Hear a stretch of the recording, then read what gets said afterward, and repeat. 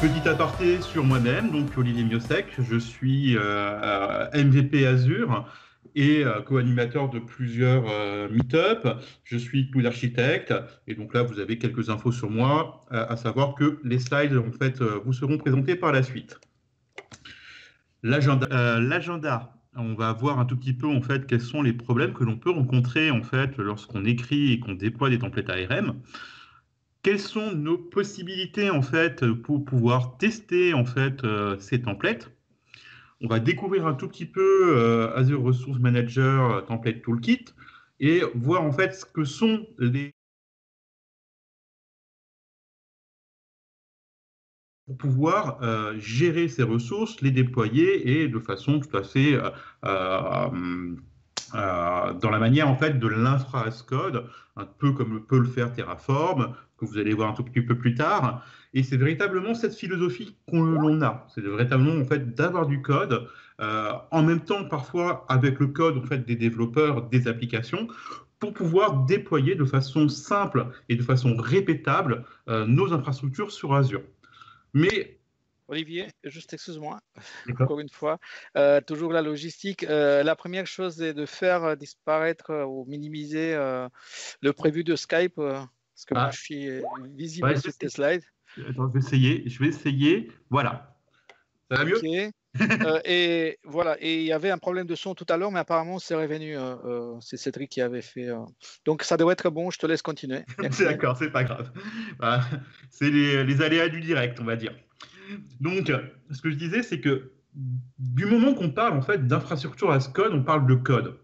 Et donc, il faut être en mesure de pouvoir en fait adopter les mêmes pratiques, les mêmes méthodes qu'on va utiliser dans le développement logiciel à ce développement en fait de ressources, hein, à cette gestion d'infrastructure pour pouvoir être sûr que ce que l'on fait va fonctionner et va apporter de la valeur à nos utilisateurs.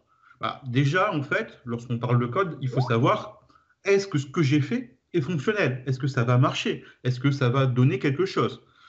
Mais aussi, il va falloir penser à, est-ce que ce que j'ai fait correspond aux bonnes pratiques, bah, déjà édictées par Microsoft, mais aussi aux bonnes pratiques que j'aurais mis en place dans mon entreprise ou dans mon équipe, parce qu'on n'a pas envie de se retrouver plus tard avec quelque chose en fait qui sera une verrue, qui sera quelque chose qu'on va se traîner comme un boulet, et qu'on on va avoir de difficultés par la suite à gérer.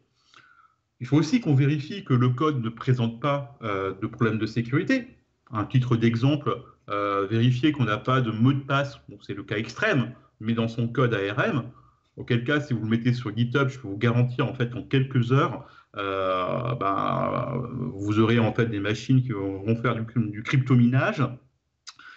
Et enfin, s'assurer que le code qu'on a produit en fait correspond à ce qui a été demandé. Ça, c'est très important aussi. Donc voilà, c'est cette logique-là qu'on veut avoir, en fait, qu'on veut tester en fait ces templates ARM. Et qu'est-ce qu'on a comme outil à notre disposition?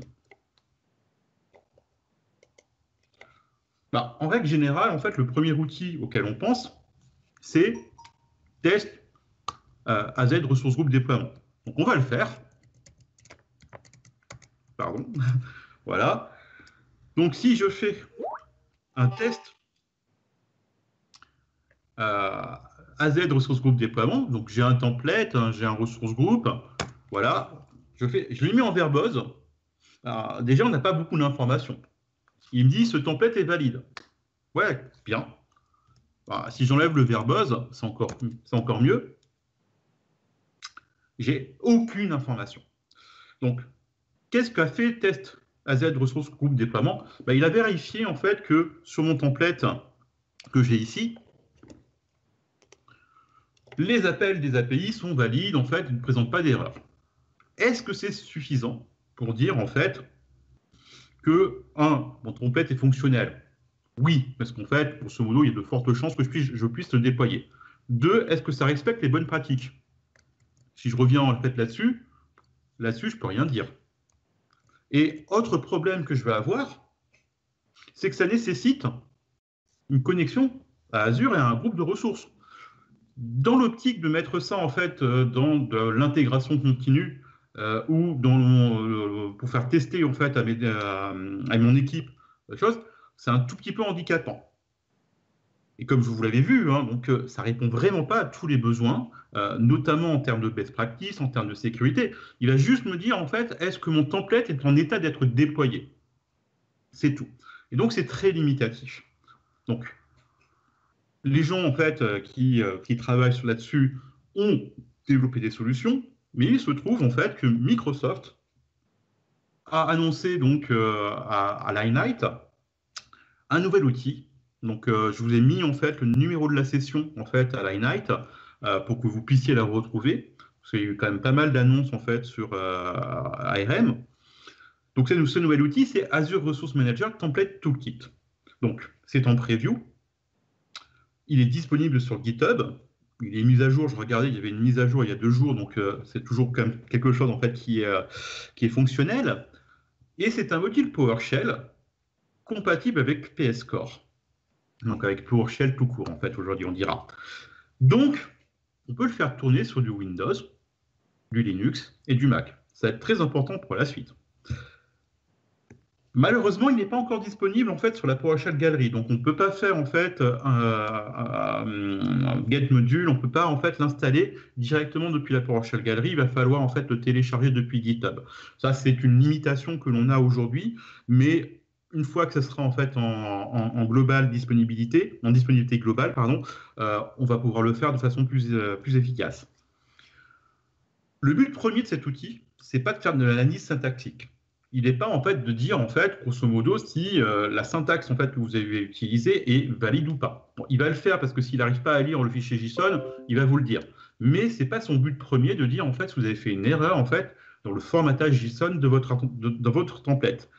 En fait, le but de cet outil, c'est de pouvoir valider les bonnes pratiques que vous pouvez avoir en fait dans vos templates.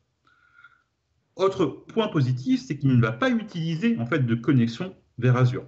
Il va utiliser un moteur interne pour pouvoir lire les fichiers JSON et pouvoir en fait en récupérer des informations. En plus, donc, il va pouvoir lire directement en fait un fichier AZDeploy dans un dossier et donc lister aussi l'ensemble des fichiers qui lui sont associés, ou je peux en fait utiliser juste un fichier pour ces test cases. Donc on va regarder ce que ça donne.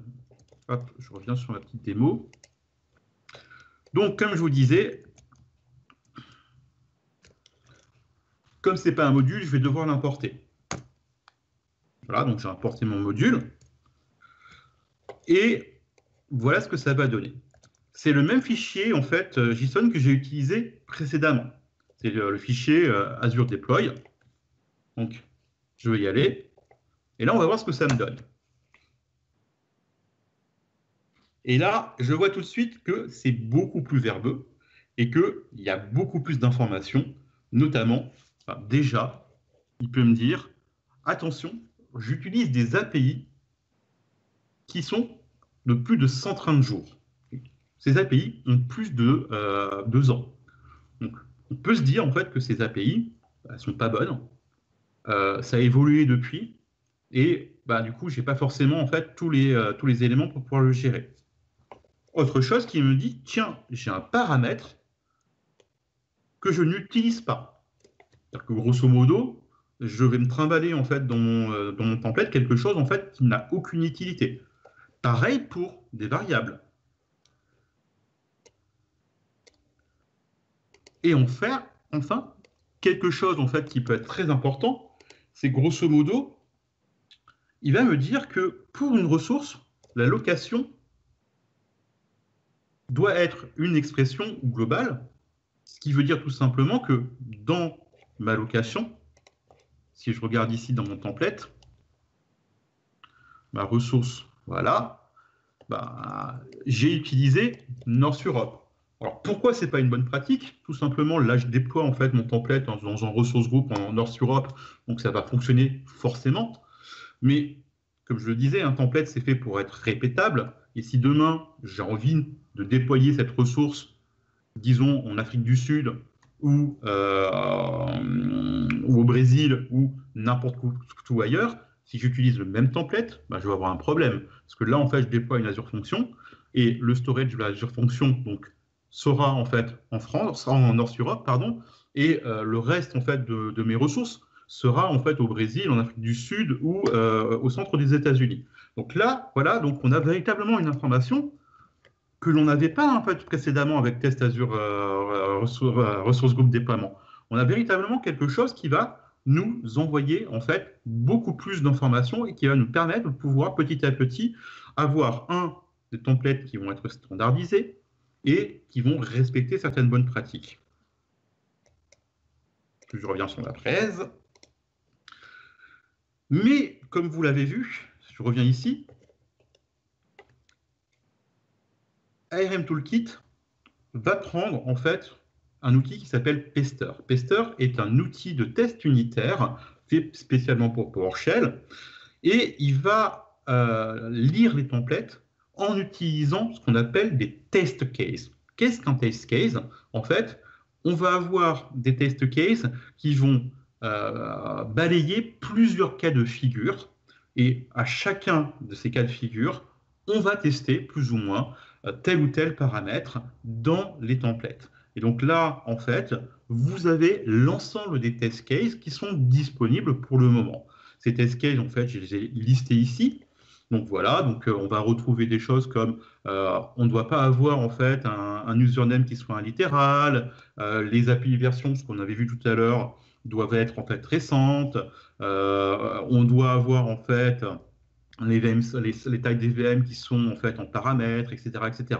Donc on a tout un tas de bonnes pratiques qui sont édictées par Microsoft et qui sont là justement pour vous aider à écrire en fait des templates, alors je ne veux pas dire parfaits, mais qui respectent petit à petit les bonnes pratiques. Mais ce qui est merveilleux en fait avec cette test case, c'est que je suis un peu embrouillé, excusez-moi. Je peux aussi limiter mes tests en utilisant test. On va voir ça tout de suite. Hop, je reprends ma petite démo. Je peux par exemple dire, tiens, je ne veux dans mon template, voilà,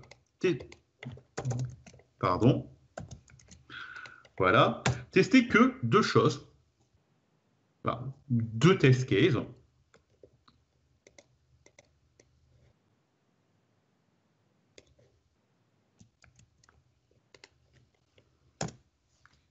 Et bien voilà, donc j'ai testé en fait ces deux test cases. Alors je les ai pris un tout petit peu au hasard, hein, en sachant en fait qu'ils étaient valides. Je peux aussi, dans mes templates, avoir des paramètres, c'est-à-dire que je pourrais donner des paramètres en fait à donner. C'est pour pouvoir en fait valider lorsque je vais déployer que ces paramètres sont bien pris en compte. Mais surtout, et ce qui est ça qui est intéressant, c'est que j'ai la possibilité d'écrire mes propres test cases. Un test case, en fait, ça va être quoi? Ça va être un fichier, en fait, .test.ps1, donc il faut un peu connaître le PowerShell pour le faire, et dans le nom du fichier, on va donner le nom du test case et on va remplacer les espaces soit par un tiret, soit par un underscore. Autre chose, en fait, dans mon test case, je dois absolument, en fait, avoir comme paramètre un PS object qui s'appelle template object. C'est lui qui va me renvoyer, en fait, toutes les informations des tests en cours. Donc, on va voir ce que ça donne. Tout simplement, moi, j'en ai un, en fait, un truc que je n'ai pas fait. Je veux que ma version, en fait, version should be a number. Bon, le titre n'est peut-être pas parfait, mais en fait, voilà, je retrouve donc mon nom de fichier avec mes tirets, mon template object, et dans mon template object, je vais extraire en fait la version, donc la version qui se trouve ici. Donc voilà, content version, et je veux faire un test. Donc déjà, s'il n'y en a pas, je veux dire, en fait, grosso modo, il y a un problème. Et d'autre part, je vais faire un test et je vais demander, en fait, si ça match, en fait, d'avoir 4 numéros à la suite séparés par un point. Donc, on va faire notre petite démo. Pour cela, en fait, j'ai juste besoin de copier le fichier dans le dossier hop, du module, dans déploiement template. Donc là, je viens de le faire. Et donc là, on a un nouveau test qui est arrivé. Et on va voir. Et voilà, mon nouveau test est arrivé. Et il me dit effectivement, voilà, donc ma version en fait ne respecte pas en fait ce que je voulais, à savoir 0.0.0.1 par exemple. Et donc en fait là, il y a une erreur.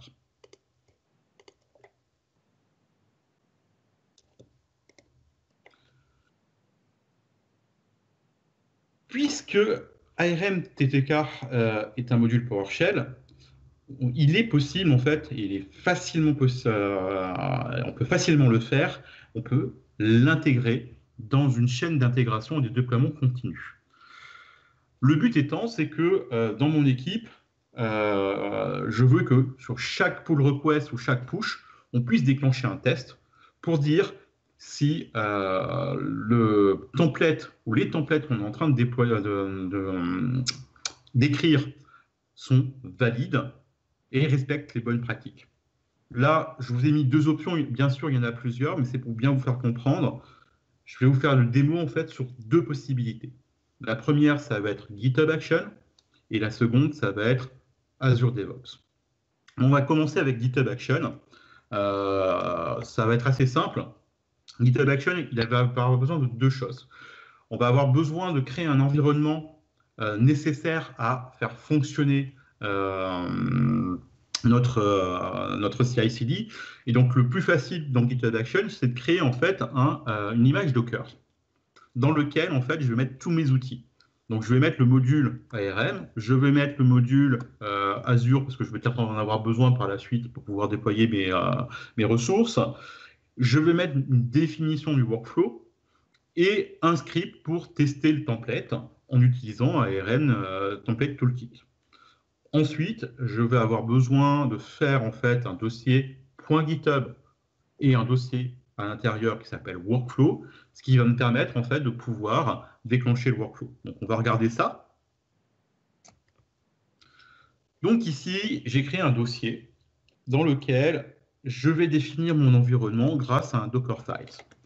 Donc je prends une image et je vais prendre une image en fait officielle d'Azure PowerShell et je vais la mettre en fait cette image est forcément en fait sur Ubuntu, donc sur du Linux. Je vais modifier en fait la variable d'environnement PS module path, tout simplement parce que sur GitHub, GitHub en fait faisant tourner ces conteneurs dans la chaîne de CI/CD dans GitHub Action sur un autre utilisateur que root et comme les modules dans cette image sont dans le dossier utilisateur root, donc je suis obligé de faire un déplacement là-dessus. Ensuite, je suis obligé d'installer Pester parce que Pester n'est pas installé par défaut en fait sur Ubuntu. Et ensuite, je vais juste copier mon dossier ARM-TTK qui se retrouve à la racine de mon repository et le mettre en fait dans le dossier module de PowerShell. Je crée aussi un fichier entry point. Alors, on peut lui donner n'importe quel nom. Hein. Ce fichier entry point, en fait, ça va être en fait mon point d'entrée. C'est ce qui va s'exécuter avec mon conteneur lorsque je vais faire mon GitHub Action. Donc, il est assez simple. Donc, il va juste prendre en fait ma directory. Il va juste prendre l'endroit où j'ai mis en fait mes fichiers Azure, mes fichiers templates, et il va tester, tout simplement. Ensuite, il va prendre en fait ce résultat, le mettre dans une variable, et s'il trouve en fait que aucun résultat, au moins un résultat n'est pas passé, bah, il va me générer une erreur et je vais en fait déclencher une erreur dans mon fichier, ce qui va déclencher une erreur dans mon workflow. Je dois définir comment utiliser ce workflow. Donc tout simplement, là aussi, je fais un fichier YAML. Donc ce qui est important, c'est de dire en fait ce dont j'ai besoin. Donc les inputs. D'abord en fait le directory to test, donc, que je vais appeler directory. Est-ce qu'il est obligatoire? Je vais dire non parce qu'en fait je veux mettre des choses par défaut. Ensuite, le template que je veux tester. Est-ce qu'il est obligatoire? Je vais mettre quelque chose par défaut. Et je vais lui dire en fait comment je veux qu'il fonctionne. Ben là, je vais lui dire en fait que c'est un Docker et qu'il doit utiliser l'image Dockerfile qui se trouve en fait dans le même répertoire avec les arguments qui sont directory et template. Finalement, je vais pouvoir en fait gérer mon workflow GitHub Action à l'intérieur de mon dossier .github workflow. Donc là-dessus, encore un YAML, je vais lui donner un nom, je vais lui dire en fait un événement, donc c'est du push, mais j'aurais pu aussi choisir pull request, et je vais lui donner un job.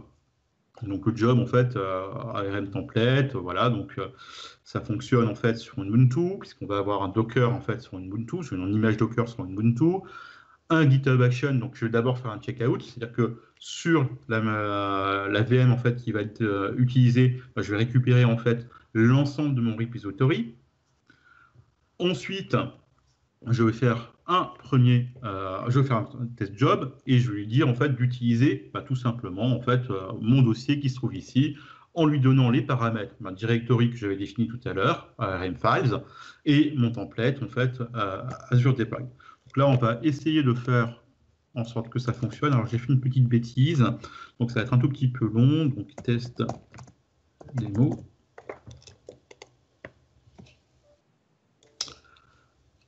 Ah oui.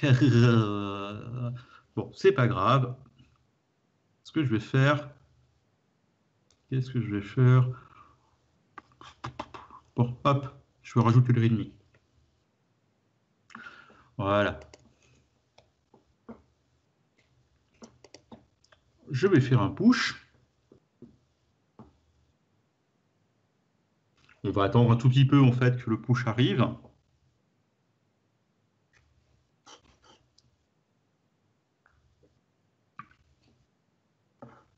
Voilà, ça devrait être le cas. Ah, pardon. J'ai un peu spoilé en fait la fin. Donc là, on retrouve mon repository. Là, si je fais hop, un refresh, on va retrouver mon dernier commit. Et si je vais dans Action, donc voilà, j'ai mon Docker Azure CI/CD. Si vous vous souvenez, en fait, c'est le nom de mon workflow. Je vais cliquer dedans. Et là, en fait, on va retrouver mon commit.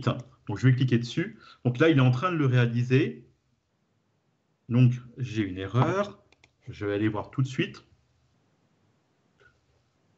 Donc, l'erreur est voulue, hein, je vous rassure, ce n'est pas un effet démo ni quoi que ce soit. C'était juste pour vous montrer où est-ce qu'on peut aller. Donc là, il a téléchargé en fait mon image, il a construit en fait mon environnement avec ce que je lui ai donné. Donc, pas de souci. Il va faire tourner mon image. Et là, donc, on voit exactement la même chose en fait qu'on avait vu tout à l'heure, à savoir bah voilà. Donc j'ai une erreur dans mon template. Ce qu'on va faire, c'est qu'on va essayer de lui corriger ces erreurs. Déjà, je sais que ma version n'est pas bonne, donc hop, hop, hop. Je sais que ces variables ne servent à rien. Je vais les retirer.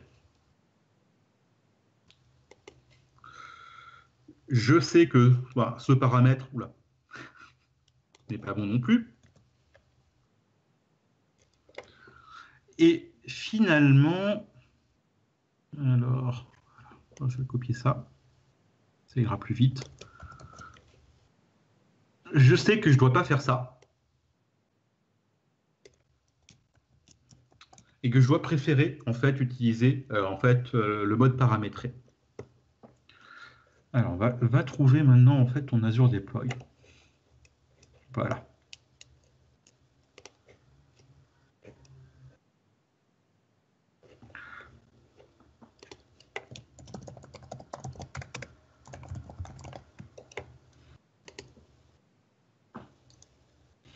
Voilà, on va l'envoyer en fait en push.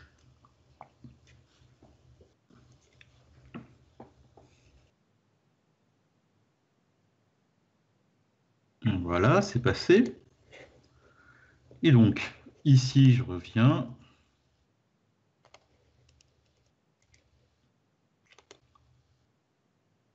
Voilà. Donc là, il est en train de corriger mon template. On aurait pu faire le test aussi ici. Voilà, j'avais oublié en fait deux petites choses.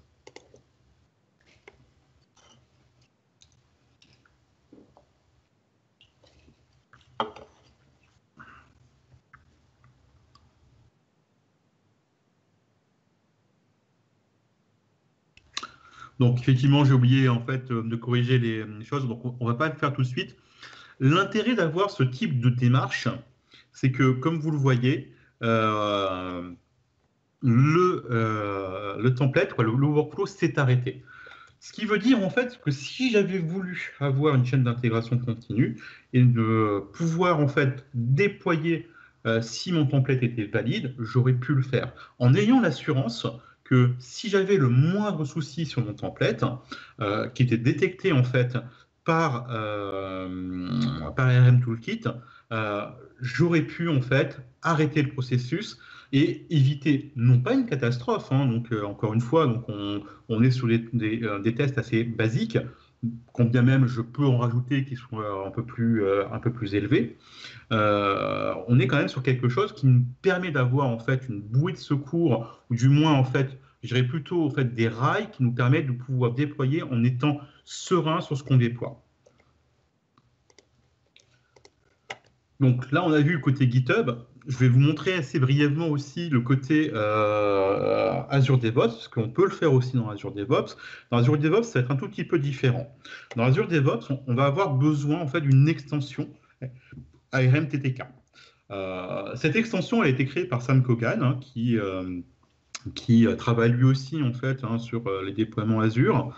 Et on a besoin en fait d'écrire un fichier YAML pour pouvoir le faire. Alors, on n'est pas obligé de faire le fichier YAML, on peut toujours dans Azure DevOps être dans l'éditeur classique. Donc on va aller voir ça tout de suite. Donc on va commencer par le fichier YAML. Je vais le mettre ici parce que sans quoi je ne vais rien voir. Alors hop, le fichier YAML en fait, bah, tout simplement, bon, j'ai une tâche qui va initialiser en fait le pipeline. En fait, c'est pour ce qu'il y a après, et pas forcément pour les tests. Mais on va récupérer donc la task run ARMTDK test de Sam Kogan. On va lui donner un nom. On va lui donner où se trouvent en fait nos templates. Et on va aussi lui dire en fait où est-ce qu'on va mettre en fait le fichier de résultats. Ensuite, je vais demander de publier le fichier de résultats parce que tout simplement, on va traiter en fait la sortie de ARMTTK, de test avec deploy, comme en fait une sortie de test unitaire. Donc, ce que ça va nous donner, hop, là, donc on va faire un petit run.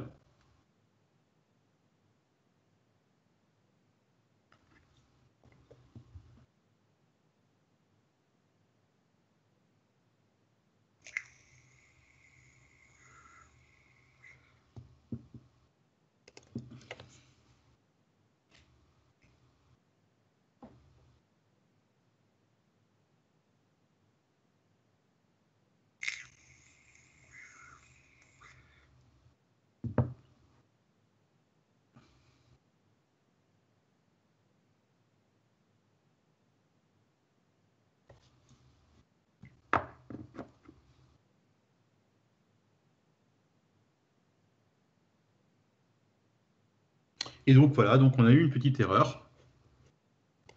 Là aussi, c'est bien voulu. Hein, en fait, quand on fait du déploiement continu, le but, c'est de chercher les erreurs. Hein, donc on est ravi qu'on voit les erreurs. OK. Donc là, voilà, là il m'a fini. Donc, je vais pouvoir voir mes tests, mon résultat de test. Voilà, ben, il va me dire en fait effectivement, alors c'est pas le même template hein, parce que je pouvais pas avoir deux Git en fait en même temps sur le même repository.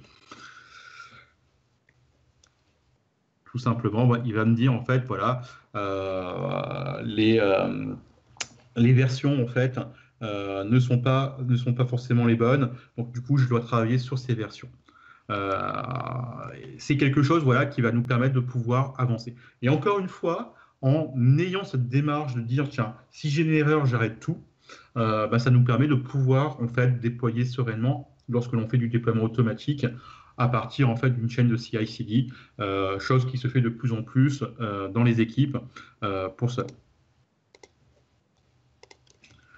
Donc, on va... je suis peut-être un peu en avance. Donc, en conclusion, alors, ARM Template Toolkit n'est pas complet. Je vous le dis tout de suite, c'est un produit qui est toujours en preview. Il y a en fait des paramètres qui ne fonctionnent pas. Il y a des choses en fait qui ne sont pas encore complètes. Mais pour la partie test template, ça fonctionne relativement bien. Si on regarde en fait, les résultats, c'est quand même quelque chose qui va vous permettre d'aller plus loin. Mais surtout, en fait, c'est modulaire. Comme vous l'avez vu tout à l'heure, il m'a suffi de rajouter un fichier dans test case pour que ça soit automatiquement pris en compte. Je n'ai pas eu besoin de recharger le module ni de faire quoi que ce soit d'autre. J'ai juste eu à déplacer mon fichier dans le dossier test case. C'est important parce que vous allez pouvoir gérer en fait avec ARM Toolkit n'importe quel type de test. Un test qui peut être valide, c'est que vous allez pouvoir par exemple tester que lorsque vous avez une VM, que la taille correspond bien à ce que vous voulez. Vous n'avez pas envie de déployer une VM en fait de la série H ou N ou M ou je ne sais quoi qui soit fortement expansive.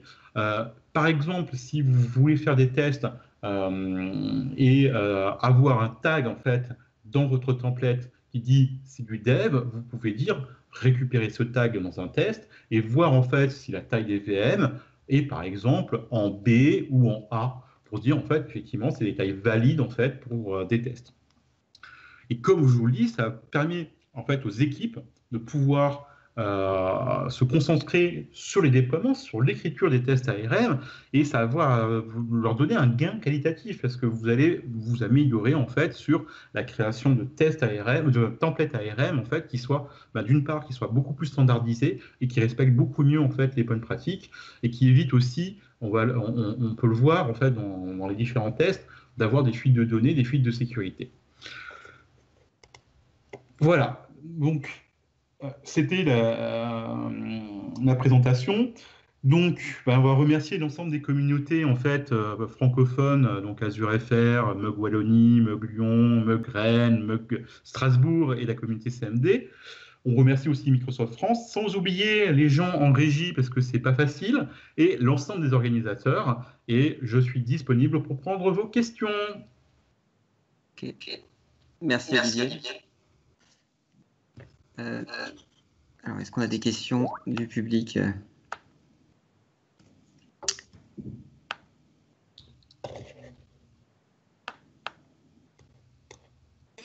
À ce stade, il n'y a pas de questions en suivant le chat. En sachant qu'il y a un décalage de 20-30 secondes dans le stream, on va pouvoir éventuellement répondre en asynchrone directement dans le chat, éventuellement.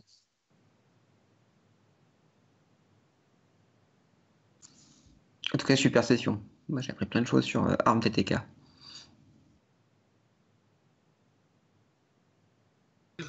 Encore une fois, il n'est pas encore en GA, mais dès qu'il va l'être, en fait, voilà. Le repo, en fait, je peux vous le montrer. le repo donc, est mis à jour assez régulièrement.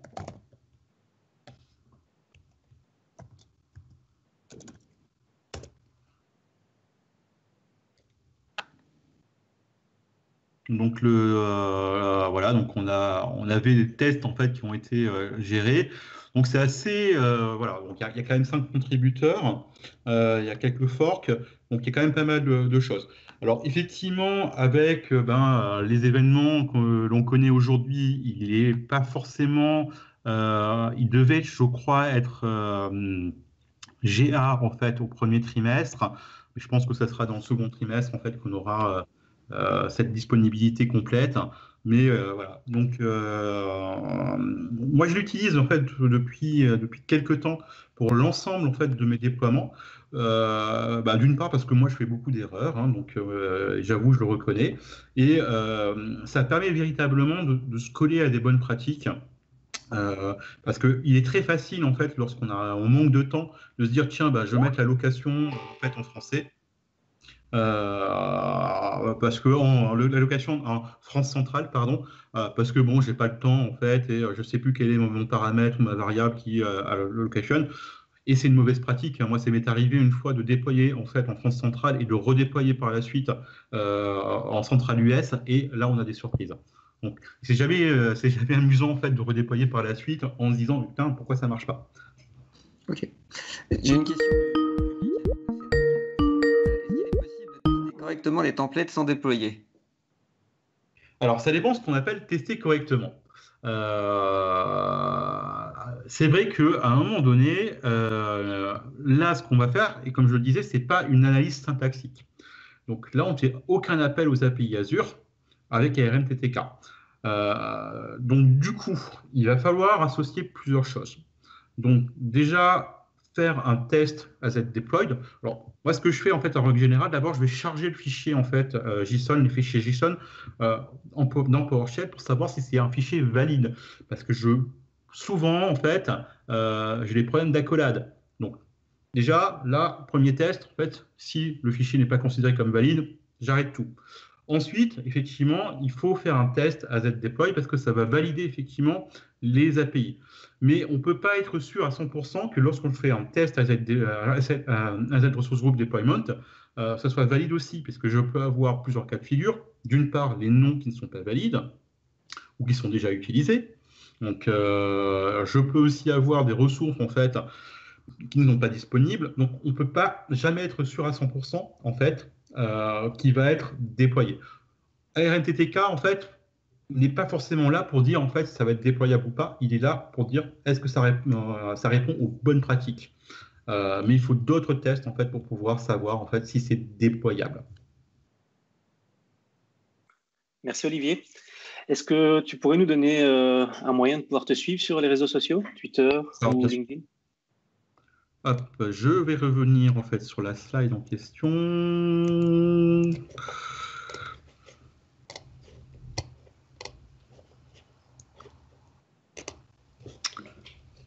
Bon.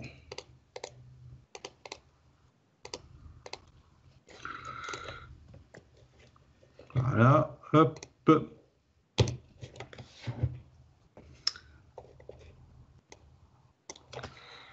Vous pouvez me joindre en fait